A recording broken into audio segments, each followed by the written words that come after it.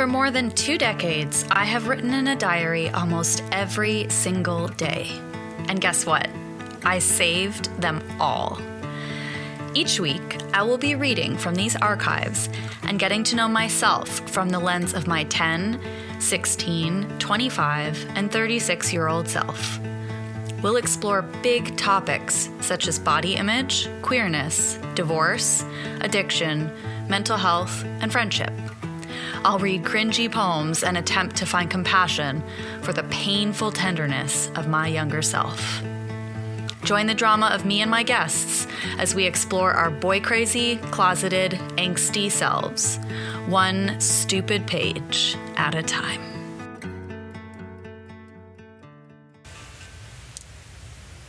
Hello, beautiful humans. Thank you so much for joining for part 2 of my Australia diaries.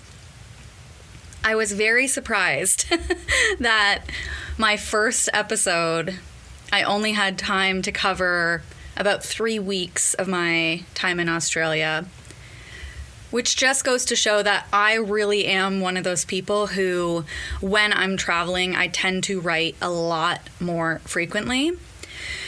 It was kind of funny the other day because my dad was over at my house and we were talking about his podcast episode, and thank you so much to everyone who's listened and sent nice comments. We both really appreciate it. And I told him, the episode you and I recorded together inspired me to actually go get those diaries that I had from my time in Australia and feature them on my next episodes. And he was like, journals, plural. And I said, yeah, I have these 2, sort of thick ones. And I showed him the one.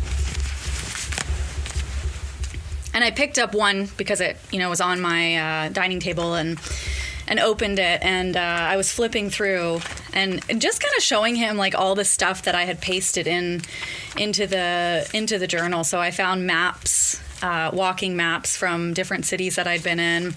I found lots of receipts and lots of memorabilia from different places I'd been. The Steve Irwin Zoo was a big one. Different train stubs. I also kept lots of letters from people who scribbled their email address down on a piece of paper with their name and where they're from. I wrote some poems and drew some pictures. And as I was flipping through, I got to the last page and I actually found, I happened to find this thing that I had taped in, and it's an email that I printed out from my dad.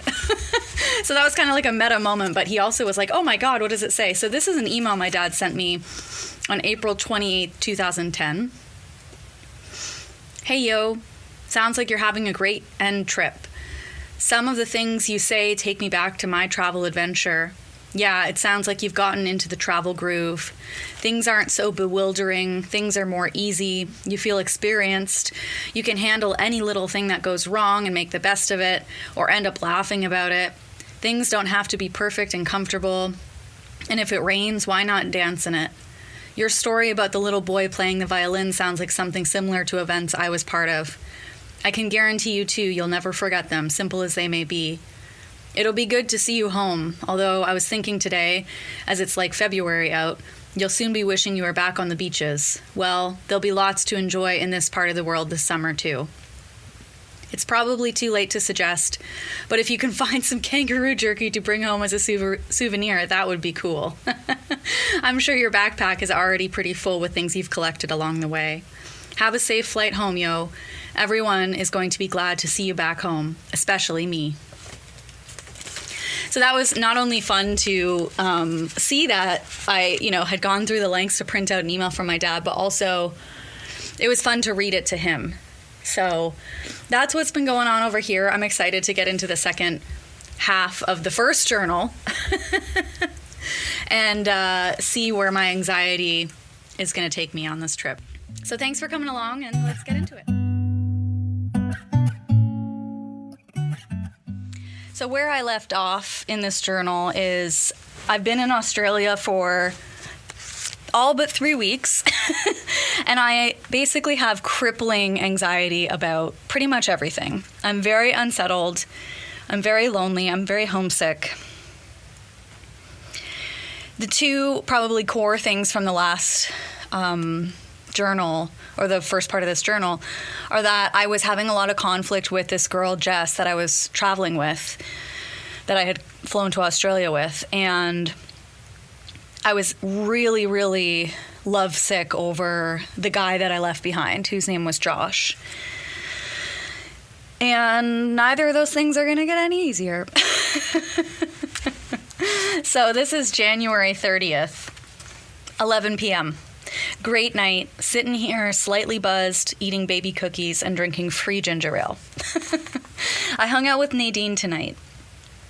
We did Shane's famous $10 bullshit tour. It was totally worth it. It was awesome fun, although I couldn't convince myself to go cliff diving, so I just watched from the sidelines.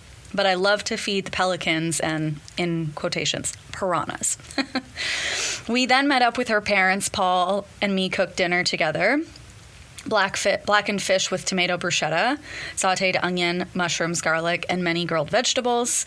Best dinner I've had in a long time. We had wine and melon as well. Her parents are so European and so nice. I met up with Ian at the hostel.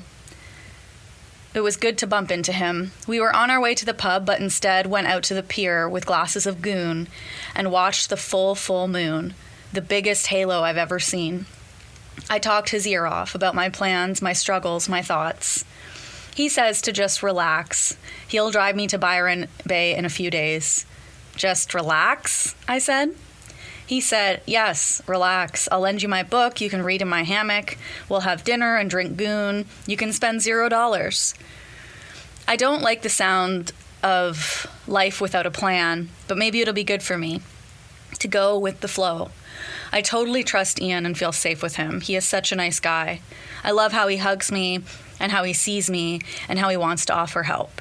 So tomorrow I'll check out of the hostel and have a $0 day and sleep in Ian's van and hope to go to Byron in the next couple days or so it's cheaper for me. I need to take this opportunity. It will be good for me to be by myself for a day, good for my brain to just read for a day, and maybe I'll even paint something. So I have these two friends that I've met in Yamba. So one is Ian, who is, I obviously have completely friend zoned. And I kind of remember Ian and like what he looked like and what he sounded like. And he was just this wayward traveler. He was staying in hostels occasionally, but really he lived in his van and was traveling around. I can't remember if he was Australian or where he was from, and I also had this friend Nadine, and she was visiting from Germany, and her parents had actually come all the way to Australia to visit her, and we were all sort of hanging out together. So Ian has convinced me to relax and to just stay in his van with him for a couple days, and then whenever he decides, he'll drive me to Byron Bay, which is where I'm trying to get to next. So we'll see what happens next. January 31st, 11 p.m. A neat day. I feel quite good right now.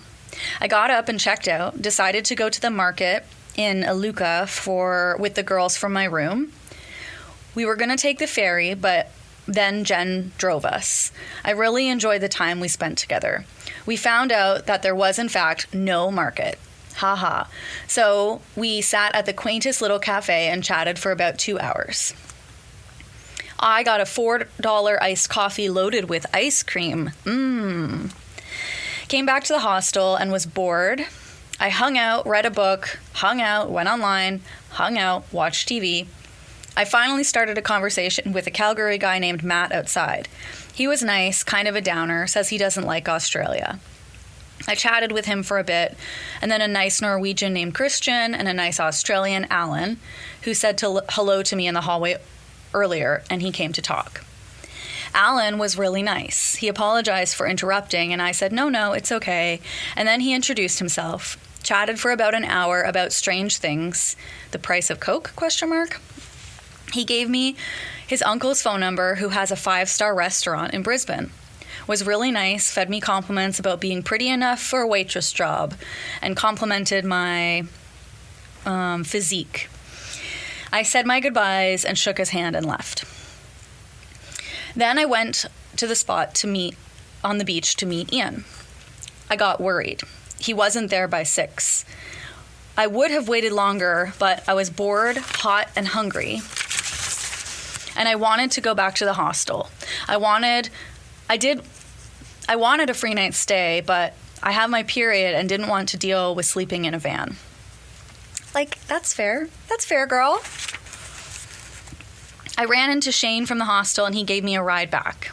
I booked another night. Alan saw me on my walk and offered me a ride, but I kept saying, no, I'm fine. I ran into him when I came back and offered to make him dinner.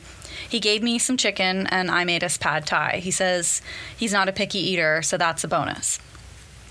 We ate together and stayed up drinking with Matt, Christian, and some girls. We had a fun time. We stayed up past everyone else and chatted and flirted. He talked about the Australian way of life, growing up, his siblings, his dad dying. I talked about Dad, Corey being in the army, food, work, and hostel life. He says if I can wait here until Thursday, he can drive me up to Brisbane, even take me to his uncle's restaurant himself.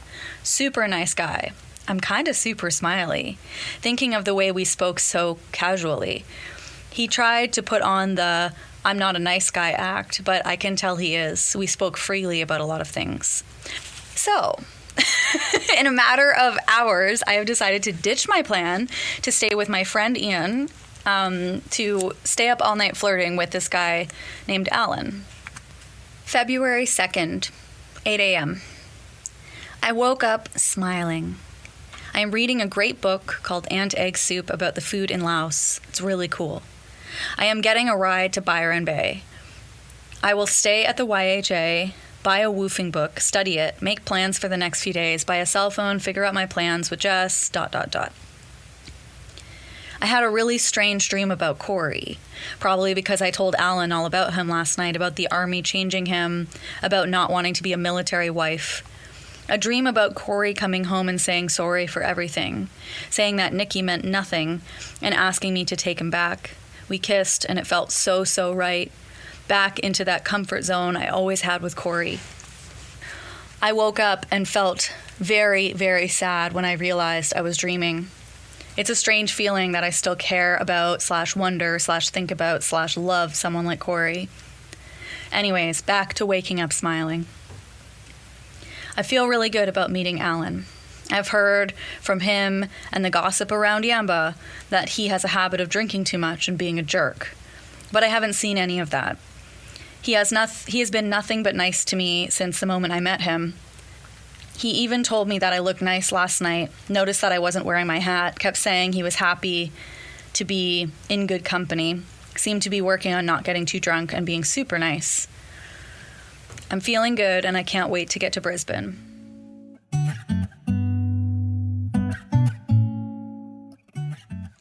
So it seems my plans are to leave Yamba and continue going north up the east coast. I want to go to a place called Byron Bay because I've heard great things about it, and that's also where my friend Jessa is, and I want to meet back up with her. And then my plans after that are to maybe go up to Brisbane, which is a couple hours north of Byron Bay, and perhaps have an interview at Alan's uncle's restaurant. And then eventually I want to go to a place called Fraser Island. So those are sort of my plans.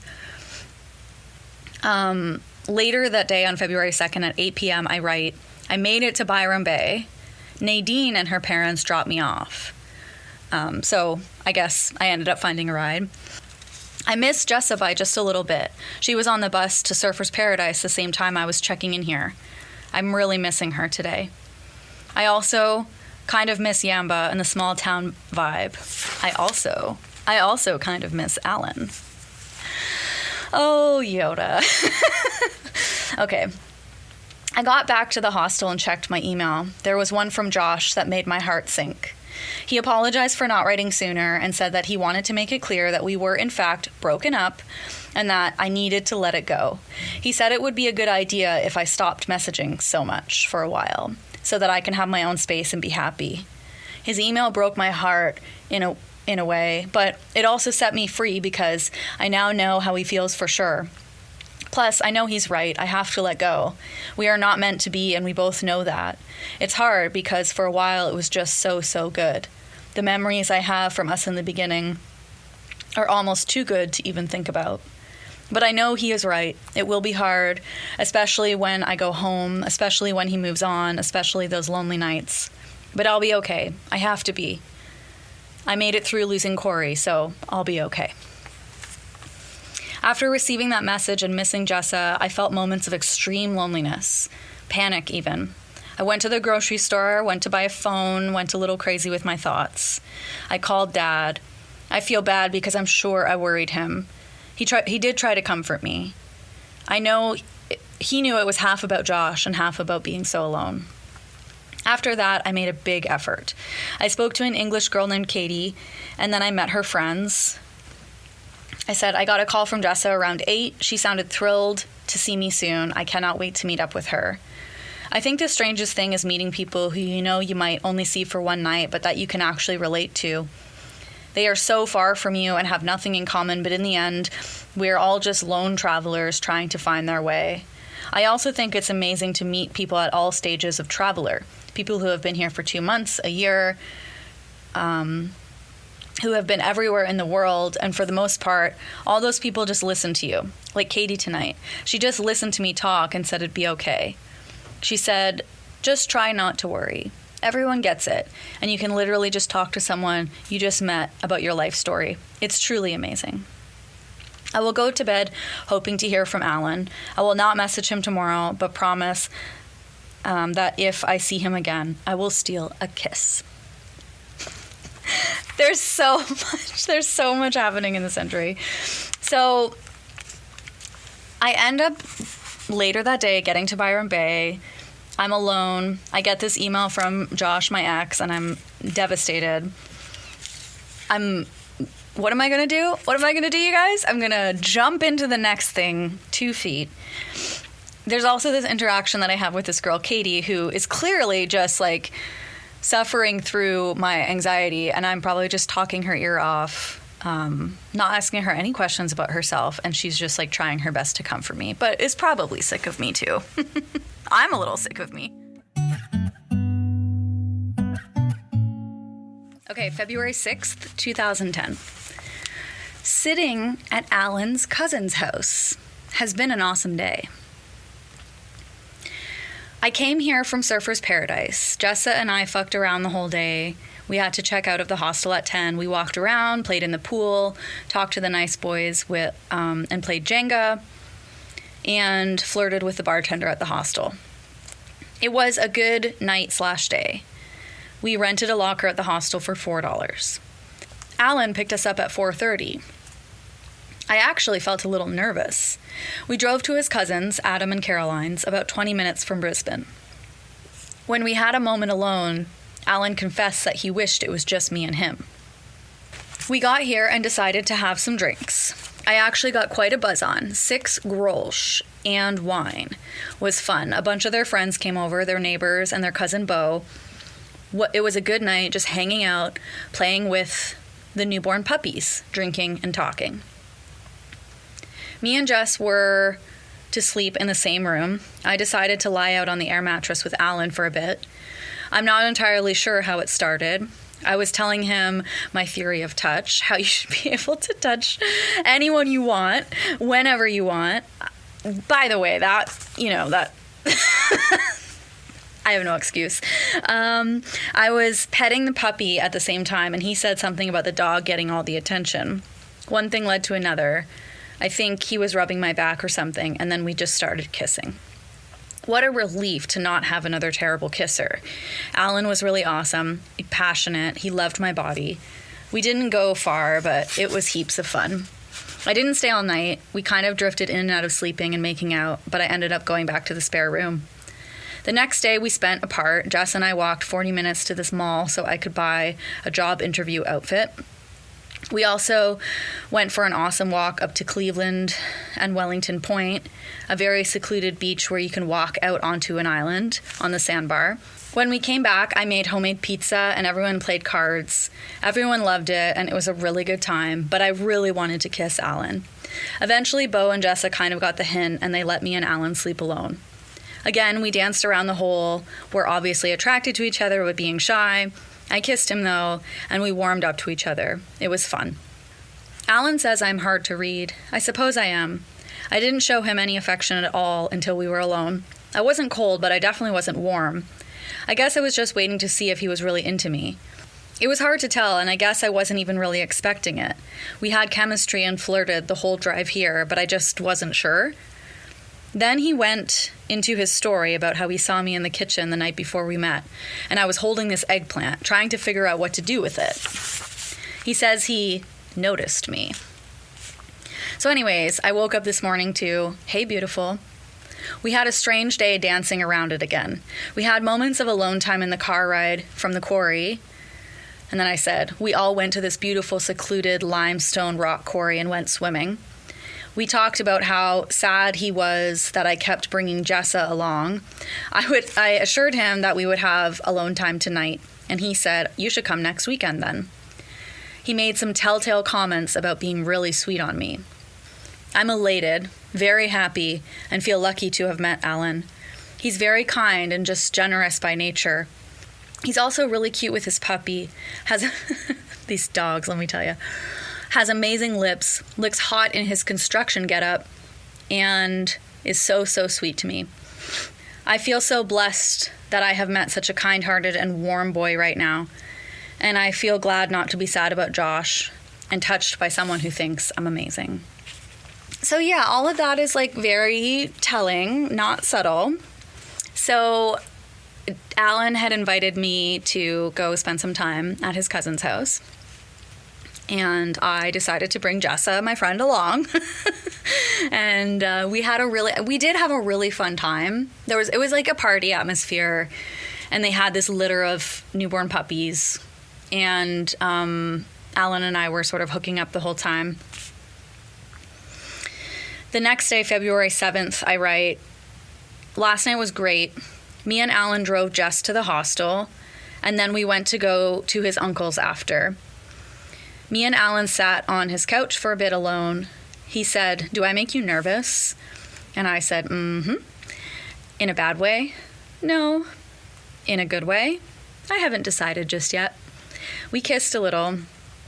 It felt good and only a bit uncomfortable. I'm just nervous, I guess. His Uncle Dan came around 11:30. He shook my hand and then asked me to come into the kitchen so we could talk about my resume. We chatted a little and it went really well. I felt so happy after, thanked Alan, kissed him, tried to show him how grateful I was for meeting him. Alan is different, must be the Aussie in him. He's not so reserved, he says whatever, plus he makes me laugh so hard. Anyway, we came back here to his cousin's. It wasn't 100% natural for us to get into things, but eventually we did. I was sucking on his ear, and he told me it drove him wild. He went down on me, not long enough, but I was feeling self-conscious. I spent half an hour or so trying to decide if I wanted to sleep with him. He was affectionate last night, and I'm still in a little disbelief that he's that into me. He said, I haven't liked someone this much in so long. He kissed my neck and ears and chest and rubbed my back. I was really happy, and it felt good to sleep beside him. I want to kiss him right now. So you'll notice the pattern. If I'm not talking about Josh, literally in the same breath, I am switching over to obsessing about this Alan fellow. The next day, February 8th, I say, I got good news from Uncle Dan last night. He says there is a restaurant in Red Point that has vacancies. I'm still meeting up with him on Wednesday morning to talk more.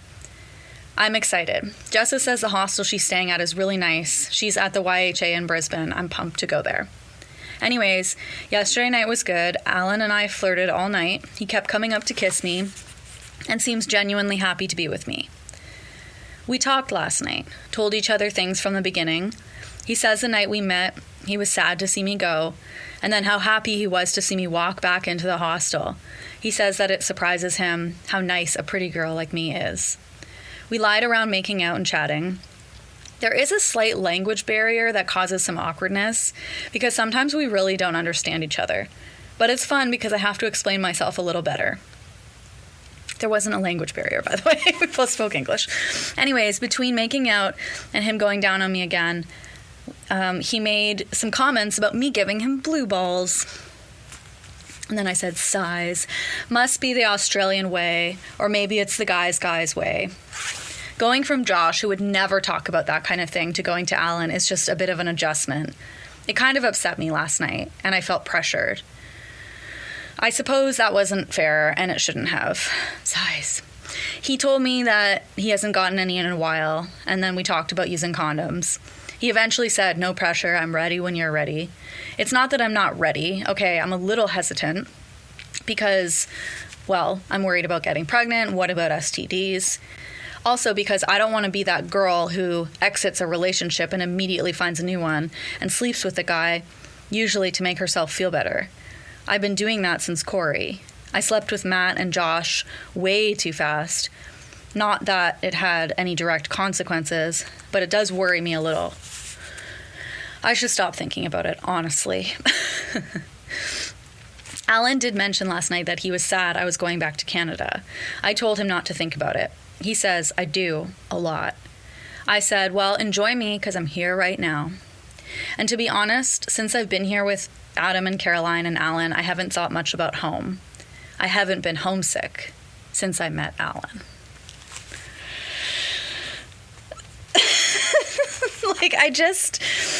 I don't know.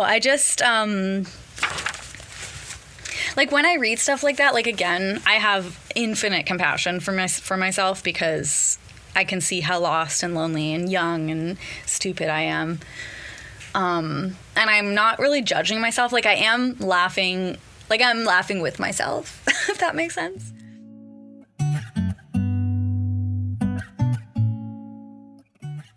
February 9th. I can't believe I've been here for a month. Crazy. I made it to Brisbane today. Caroline drove me back, and then I rode the bus all by myself. I saw Caroline's friend on the bus, and we chatted the whole ride. She said she was quite jealous of my adventure. Aren't you freaked out about being alone and not knowing where you're going? I replied coolly, nope. LOL. Of course I am. I panicked a little today when I couldn't find my way to the bus, but you just ask around and be friendly. I spoke and walked with a Colombian girl I met on the way to the hostel. Made it to the hostel. I had a weird egg breakfast. Fuck, I've been eating like shit. Pizza for 3 days straight. I feel like a whale. I went out with Jess all day to the bank, walking around to the shops, to the grocery store. We tried to get library cards. It was a fun day. I really like this hostel. Very nice, clean, big. And Brisbane is a cool city. I will like it here, I think. Had a chance to get online for a few minutes today, but I couldn't do much. I read a quick email from Dad and Jenny and Katie and a few from Mum.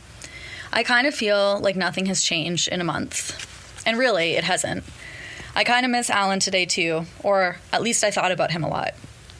I came back to the hostel and am by myself. I see he called at 1. I'm not sure what it's about, but it makes me kind of nervous and excited. I am so excited to get to work. Yeah, so basically I'm in Brisbane because there's this restaurant that Alan's uncle owns that maybe I can get a job at. And I need to get a job for financial reasons, but I also want to work. Part of the reason that I went to Australia was to like work in kitchens while I was there. The next couple of days I just spend essentially walking around Brisbane, exploring, and meeting people at the hostel. I remember they had an awesome rooftop pool, so I went swimming a lot. In a couple days, I'm going to this job interview. I write, I'm getting ready for the job interview. I'm nervous. The whole formalities of life piss me off. The fact that I will be walking in there today with a sheet of paper containing my life story and they will judge me based on my outfit. Fucking stupid. So I'm having this job interview that could decide my future, in Brisbane at least. And then I'm also making plans with Alan to go to Fraser Island, which is a place that I've been really wanting to go. It's supposedly very beautiful. And in the middle of all of that, I'm back to pining, this time for Corey. I write him a letter on February 10th. Dear Corey, I'm sitting on a train totally by myself in Australia at 11 p.m. and for some reason thinking of you. I suppose it's because in a way I know you'd never believe where I am right now and what I'm doing. You, out of all people I've met in my life, know more than anyone how scared, anxious, awkward, and dependent I am. To be on a train alone in the middle of the night, in the middle of the city, all the way across the world is huge. I also think that I consider you right now because I'm looking back on some of the people I've met since you, and to be honest, I compare everything in my life to you. I say, if I can make it through losing Corey, I can make it through anything. It's a phrase I tell myself again and again every day. I hope I make it to a place where I don't have to say that, but until then, I am always thinking of you and how losing you was so much harder than anything I've ever been through. It's mostly hard because I know this letter is in vain and that you obviously don't think of me at all. In fact, this is probably going to be a big shock to you, and who knows if I will ever send this. I still think of you, Corey, every single day of my life. And I am not only on the other side of the world having the time of my life, but I am making myself happy, which is all you ever wanted for me. I've met so many people since I found out about you and Nikki, and left so many behind thinking no matter what, I will never be the same. I've accepted it. It's not as if it makes me sad or anything like that. It just makes me think. I've always wondered what you're doing, how your life is, and how you're feeling. I've totally accepted that we will never, ever be, almost totally accepted. And in a way, it keeps me sane, knowing what I had, who it made me, and who I am now because of what loving you did to me. It all sounds very dramatic, but to be honest, I will never be over us. I will always think of you, and probably from time to time will write, it's who I am, and it's who you made me. Yeah, so I haven't told this story, but maybe there's some spoilers here. I haven't told the story of how Corey and I ended, but it will be coming up in some future episodes when I get back to those journals. But as you can tell by this letter, it was very painful, and I'm still not really over it and not sure I ever will be.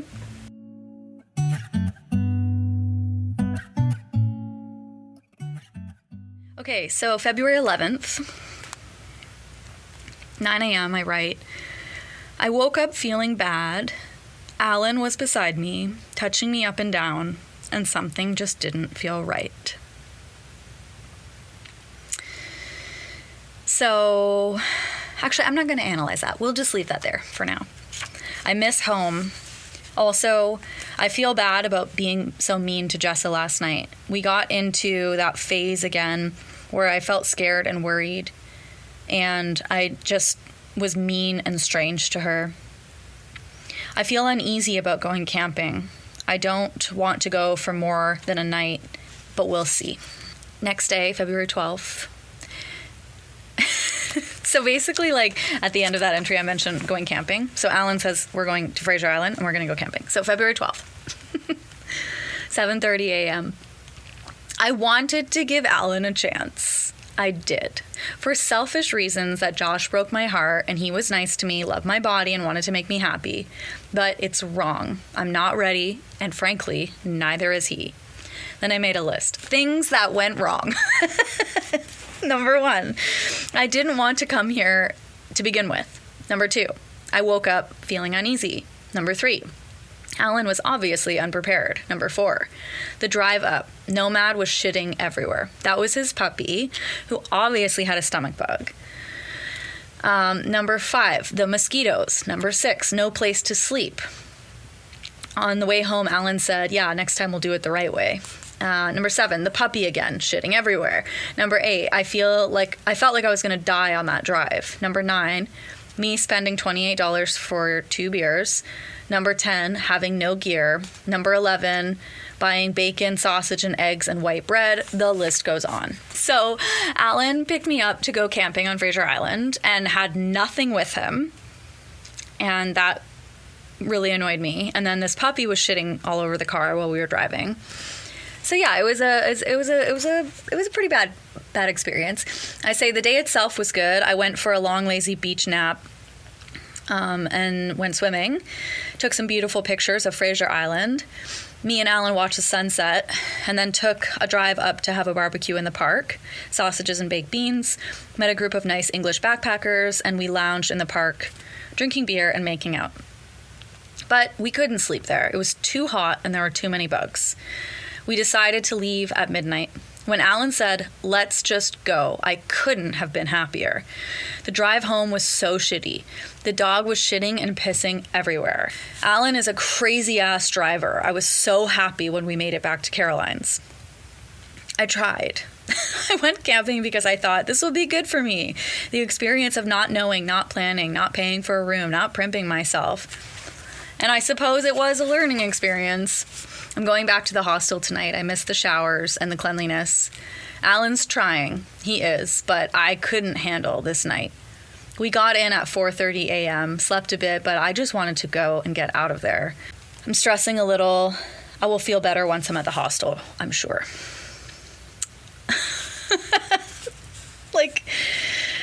Yeah. So the next day is Valentine's Day, February 14th, and I just say, I don't think I've ever been single on this day. I can't recall. It's been a lousy 24 hours. I came down with a weird flu bug, or maybe a bit of food poisoning. My stomach has hated me on this trip. I felt like throwing up all day on Friday when we got back from camping. I just walked around and lounged with Jessa, chatted with some American guys. I wanted to go out with them because they were such nice guys, but I felt really sick, so I went to bed. I woke up in the middle of the night feeling sick again. I ate some bread and then watched a movie on the TV. Jessa and I already booked a night on Stradbroke Island, so I pretty much had to go. We had to take the Cleveland train and then a bus and then a ferry and then another bus. It was awful. There were long waits and I ran out of cash and I was so hot and I just felt very bad. Jess wasn't exactly helpful. The beaches here are really nice, really clean water and white sand. It's my first island experience. I came back and had a bit of pasta, but it made me sick. I got massive diarrhea and felt sick for hours.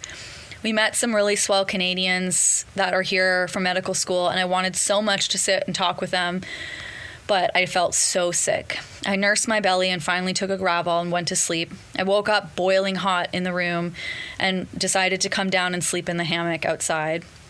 It's too hot here. I want to leave. I would give anything for Mom or Jenny to rub my hair, make me soup, and let me sleep.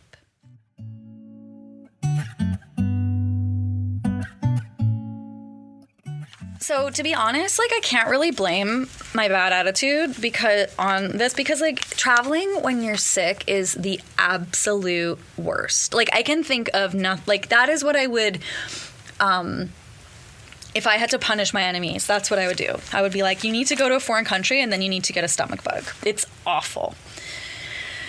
So things are not really good in Yodaville right now. Jessa and I have gone to this island because we want to go snorkeling, and I'm really sick. I'm also really anxious. I feel bad about Alan. I've been ignoring him. He just called, and Jessa forced me to answer. He asked how I was doing, and I just kept lying. I didn't even tell him that I'm in Stradbroke. He was so sweet. He said, "Happy Valentine's Day, and keep your fluids up." The next day, February 15th, I write, I woke up today thinking today will be different. Today I will act more like Jess. I will be positive and happy and not snappy or angry.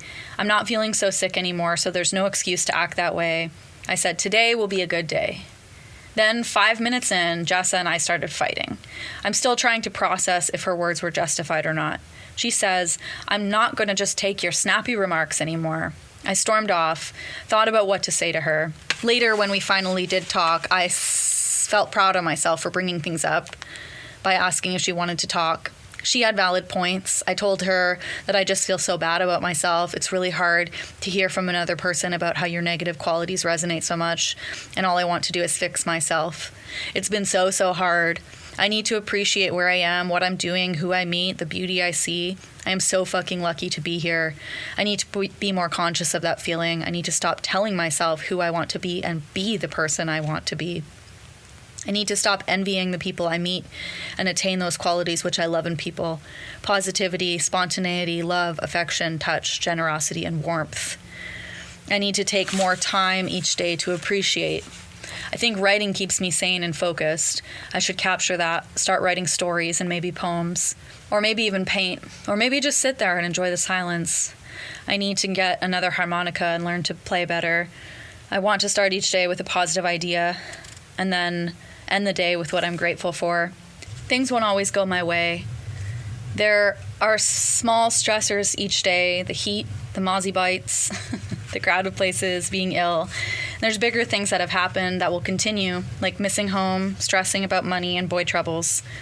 But there's so many beautiful things. Like being here with Jessa, meeting someone new almost every day, sunsets, the ocean, the buzz of the city, the niceness of strangers. Like the bus driver that drove us to the ferry for free, Shane at the hostel for giving us free dinner. I need to recognize and take it all in, things that surround me each and every day, and find a way to accept, move past, or at least make the light of the not so good things. I've told myself all these things before, I just need to act. Then I wrote, count your blessings, be in the moment, think of how lucky you are, don't take anything for granted, be quiet for 10 minutes, relax, reflect. You are here for a reason, be who you want to be.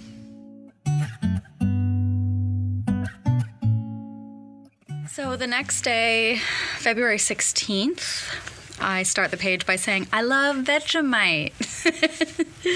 I also say, thinking of Josh as I try to fall asleep, it's hard. It's hard to know he's moved on. It's hard to see some girl messaging him on his Facebook wall, Happy Valentine's Day. Okay. Can we talk about the Facebook wall for a second? Just kidding. I don't want to talk about it, but yeah, that was tough. Being alone will be so good for me. I haven't been single in forever, for more than a month since I met Gurnt. I need to figure my shit out and find someone right for me. I need to be on my own for now, though, and to see what it's like to be alone. I need this. So I have completely forgotten about Alan, by the way. It doesn't sound like I officially ended things with him, or if I did, I didn't write about it. But that was a very short-lived little fling. The next day, there's a big storm. I think I'm back in Brisbane. And I say, a weird day, this craziest storm I've ever seen this afternoon. It was crazy, and I was scared. I went to the library and got caught in the rain on the walk back. I kind of liked it, though, and I walked with a smile on my face. I came back to the hostel, rearranged my bag. Felt so good. So that's a version of me cleaning my apartment, because my bag is all I have, and that's a very OCD character of mine, that organizing something really eases my heart. I also played a song on my new $2.50 harmonica because I left my old one on the train. The next day, I don't know if it's the next day, but there's a paper glued into my journal. It's not one that I've written in my journal, but it says, best day ever. I feel so happy right now. I went to the market and spoke to everyone. I met Justine about working with her on making peanut brittle. I met Chris at I Heart Mushrooms about working at the market. I met the Cornish pastry man. I met a really nice guy at DiBella Coffee who gave me chocolate espresso beans. And then I make a list of all the things I ate and sampled. So it's bought veggie spring roll for $1, had delicious pineapple for $2, had wine tasting, bought nuts, sampled Gruyere, olives, spicy dip with pita chips, Thai pumpkin dip, kettle corn, honey.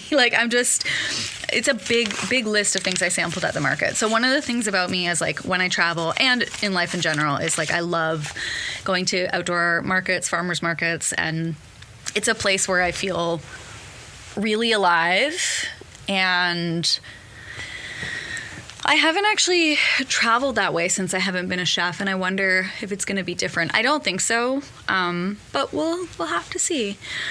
If only I had a big trip coming up. Actually, at the time of this being published, I'll probably be on that trip.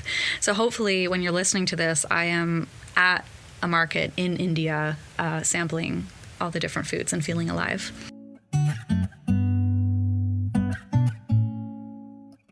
Anyways, I'm coming to an end of this book.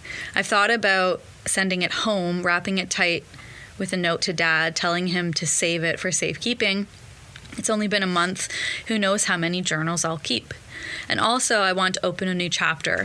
I want to start to forget about the first few hard weeks I've had.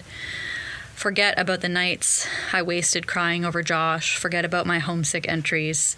I want to focus more on the positive entries now that I realize what an amazing thing being single will be, and now that I am seriously focusing on cooking. But I don't want to lose these memories. What a month it's been.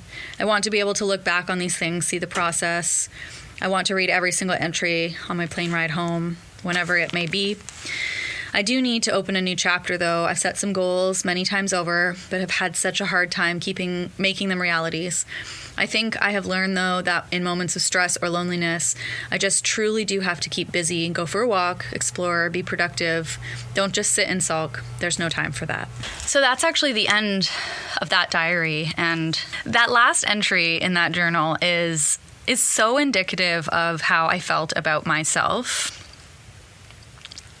And I think even then, without reading back on that diary, I did feel a sense of embarrassment, I guess, for like how hard those first few weeks were. And like all I wanted to do was to feel settled. But the problem is like when you're backpacking, I was going to say you don't really ever feel settled, but I don't think that's true. Someone like me might never feel settled. Something that I know about myself now that I didn't know about myself then, but was very true for me then, is I'm just a person who requires a lot to feel okay. These days, my nervous system is so regulated most of the time because I invest pretty much all of my time, energy, and a lot of my money into staying regulated. And I wasn't doing that when I was 21. And I don't blame myself for that. That's, I guess, what your early 20s are for in some respects. But I could see in all of these entries, and especially that one that I just read, is like I have this deep craving to be someone other than who I am. That manifests as jealousy. That manifests as comparison. It manifests as never being able to be still or present because I'm always just wishing I was somewhere else. I was with someone else. I was doing something else. I was someone else. And that makes me feel pretty sad for that version of me because I feel like there were so many experiences in Australia that I probably missed out on because I was just so unhappy with myself and who I was. And I can see reading this too that like I actually have a lot of love for that version of myself because that version of me is she's so kind and she's so warm and she just like doesn't know how to trust herself or love herself. And it does make me sad. And I also did end up having a lot of adventures and meeting a lot of great people. And I ended up getting a couple different jobs while I was in Australia, which we're going to cover in this next chapter. I'm going to keep reading a little bit and we'll do a part 3. We're only in February and I want to get to my birthday, which is how I start this next journal off. So this journal starts with February 19th, 2010, 1 p.m., the day after my birthday. I make a list for things to do on my birthday. It says things to do: open gifts, yay; have espresso, yay; go to the post office, mail a letter; staple resumes; go to the West End with Jessa; go to Gambaro's for dinner; call Carrie and Scott, get dolled up, eat some licorice, and buy some nice wine and drink all day. So let's see how it played out. February 19th, an amazing and strange birthday. I woke up early, opened Katie's gift, which was a beautiful spoon, fork, and knife necklace, and treated myself to my market pineapple. Jessa and I then took a walk down to the West End, spent a few solid hours walking around, checking out shops, cafes, restaurants, and bookstores. It was a fun day, although for a while I forgot it was my birthday. When we got back, I was beat, met up with Carrie and Scott, and went to Gambaro's. I felt good in my outfit, and it felt nice to dress up. Gambaro's was beautiful. Dan came around and brought me to the kitchen, and I shook the chef's hand. I had a beautiful meal. Wolf Blast champagne, Dan's complimentary appetizer of fried halloumi bits on little spoons with marinara sauce. That was really good.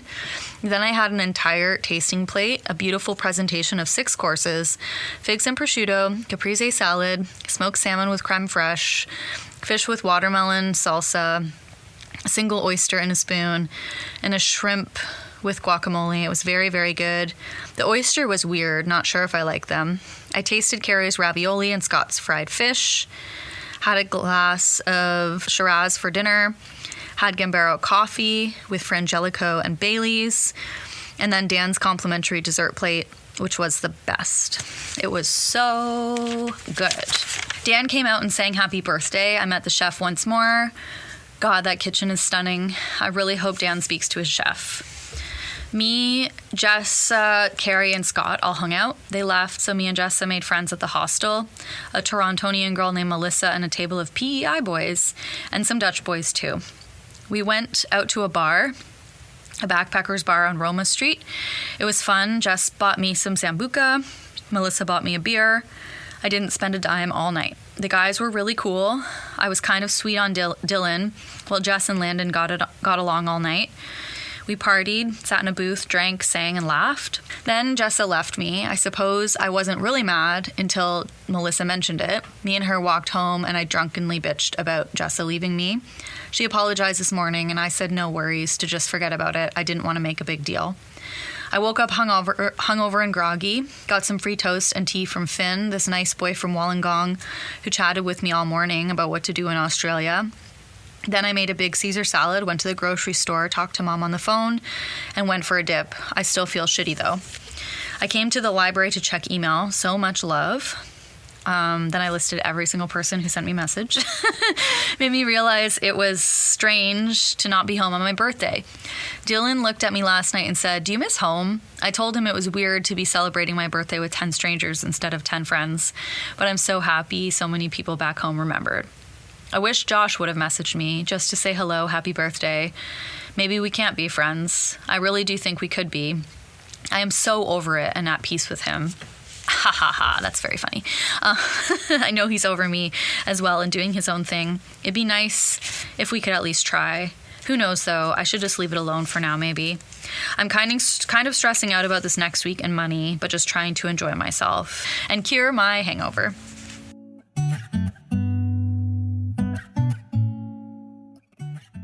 So shortly after that, I found out that I did not get the job with Uncle Dan.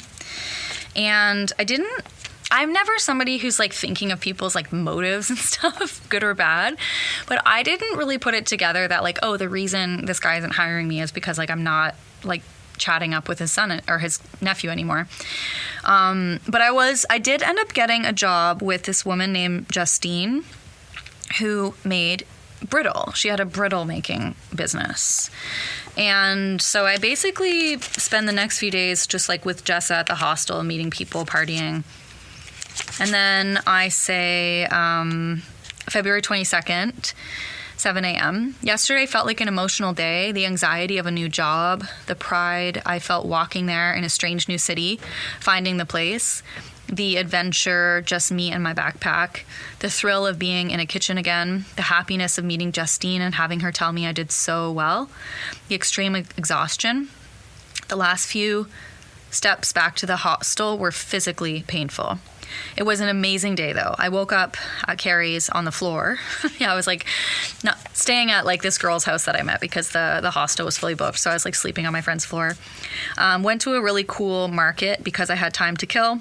I met Dee, Justine's sister, and then we started making brittle. Macadamia nut, cashew, peanut, and almond all contained sugar, glucose, butter, and the nuts. And they were all really yummy.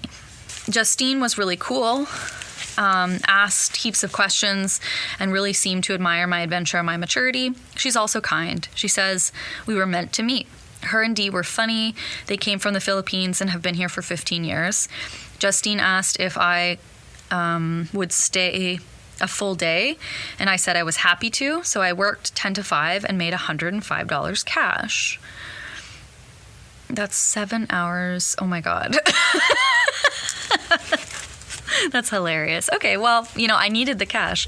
I also met her boyfriend, Cordell, who is the chef and owner of Becco Fino, a very prestigious Italian restaurant in Fortitude Valley. He said, "You want work?" And it was as easy as that. I have a trial date on Wednesday at 2 p.m. I'm really excited. Anyways, I went back to Carrie's. I was so pooped. Then had to walk all the way back here to the hostel, and I am beat. I had a nice dinner while talking to Justin and Finn and went to bed early. Later that day, I write, I don't know if I want to go home in May, which starts this entire thread in this journal where I am just trying to decide what I'm going to do with my life. So theoretically, I have the months of March, the rest of February, plus March, April, and May to be in Australia, and then I'm supposed to fly home. But there's always the chance that, like, if I land a good job, maybe I can stay in Australia forever. And basically, this whole journal is about me trying to decide what to do. Spoiler alert, I came home in May. But I said I'd really like to make some money and stick it out. Although May is an ideal time to go home for the summer. I'd also really like to go to Thailand for a bit. I should look into flights. February 23rd, 8 a.m. Jess and I have another blowout. Me and Jess blew up at each other last night, and this morning we're not speaking. I have half a nerve to get on the next bus back to Brisbane and cut all contact from her. She, as the person she is, would feel so bad. I desperately want to make up with her. To say I'm sorry, even though I have nothing to apologize for, because I said I didn't want to talk last night and then talk things out. She will say, well, I still need some time alone, and I will be crushed and have a few rough days in the city. I want to make up, though, so I can come north with her and Nat and do all the things that are on my list that Nat says she will teach us how to do. Kayaking, snorkeling, go to the Great Barrier Reef, see the market at Noosa. I don't want this fight to cause by any means for me to miss out on those things. This is pretty selfish, Yoda. Maybe, though, it's for the better, because this way I can focus on this job of mine and Jess can see what it's like to be alone for a while after Nat goes home. We lean on each other too much, and it's a little scary to think that neither of us could make a decision based on the other person being here. Sighs. All I know is that I don't want this hanging over me, but I fear that it will because I don't think Jessa is going to forgive me or get over this very fast. So I might just not have a choice but to get on the bus and leave. That means no zoo today, and that I'll be all by myself in the new hostel in Brisbane and be really, really scared, alone, and feel terrible. Well, Jess spends her week having amazing fun. There seems to be no possible way I could distract myself all day tomorrow enough to not feel totally awful and alone. Many more pages of this. Apparently, I did end up going to the zoo. I wrote about it. I saw kangaroos, wallabies, otters, snakes, crocodiles, birds, and koalas. I felt really bad for the animals, though. The elephants looked happy, but the other ones, especially the kangaroos and the koalas, looked really sad. I was torn, but it was a good day overall. It was a bit too hot to fully enjoy the day. I was so sweaty and hot. We stopped by a nice beach on the drive back and went for a long, lazy dip. Okay, I'm gonna read like one more entry and then we'll wrap, and we'll get into part 3. This one is February 25th, 2010, 11:30 a.m. Such an emotional day. I feel like every entry in this journal starts that way. I think I will remember this day forever. The way I felt/feel can't actually be explained in words. I woke up with a moment of loneliness. I looked for Jess but did not see her. Then I realized I am alone. Realized it was time to check out, so I left and started to walk to Chill, which is another restaurant that I'm interviewing at. On the way, I got a call from Cordell. He says, I have some bad news. I didn't get the job. I didn't get the job. I am so disappointed in myself. I guess I just didn't shine. I stood timidly in the corner. I didn't leave my mark and thus lost the opportunity to learn in this wonderful, organized, super nice kitchen. I politely said, thank you for your time, hung up the phone, and then tried to decide what to do. I called Jessa, but couldn't get through. I broke down. I came back to the YHA, my comfort zone, and tried to call Jessa again with no luck. Was so upset. Was supposed to call Jenny, but instead I called Mom. I could tell by her voice that she was so worried. She kept saying she'd send more money and to just hang in there. I could barely breathe. I felt such a panic, so unsettled. I got off the phone with such a deep feeling of loneliness and sadness. I would have done anything to be home and not alone, to weep into my own pillow. For a moment, I think I almost wished it enough. I sulked on the couch where I met a real nice Canadian fellow named Travis, who asked if I was okay and if I needed a hug. I felt like such a mess. He even went so far as to call his work to see if they had a job for me. Such a nice ray of sunshine on my rainy day. So I checked out into the hostel, paid $70. That's so much for a private room. It's nice, a little fridge and an air conditioner and even a little patio. Very private with a big bed and TV. Just what I need, such a luxury. So I walked into town, needing to not sit around all day and cry. Told myself that maybe this was actually a good thing because now I can get the fuck out of Brisbane. Maybe it's meant to be. I walked to the library and on my way I stopped to do this health clinic survey I had heard about. It paid $20 cash to fill out a quick survey and give a urine sample. So then it was like 1 p.m. I decided to go over to the library, emailed Mom a heartfelt thank you note, but said I wouldn't be taking any of her money. She said, if you need to come home, ... I don't want to go home, even if I almost did wish it today. I love this country, the kindness of people. Even in the last 24 hours, the hospitality of people has been outstanding.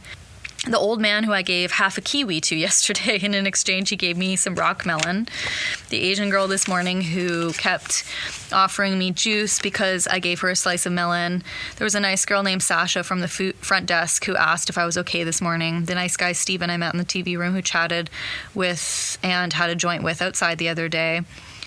And the German guy who I kept seeing everywhere that is also looking for kitchen work. Everyone is so kind here. It's so easy to meet people. The nice bus driver who didn't make me pay last night. The cool hippie couple on the bus selling bliss bombs who just wanted to travel the country and make music, who said they were so happy to meet me.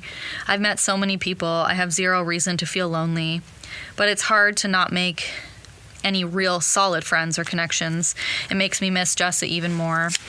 So now I am a little bit more settled. And I have a few plans. Tomorrow I will do my last shift at Justine's at 10:30. I think I'll walk.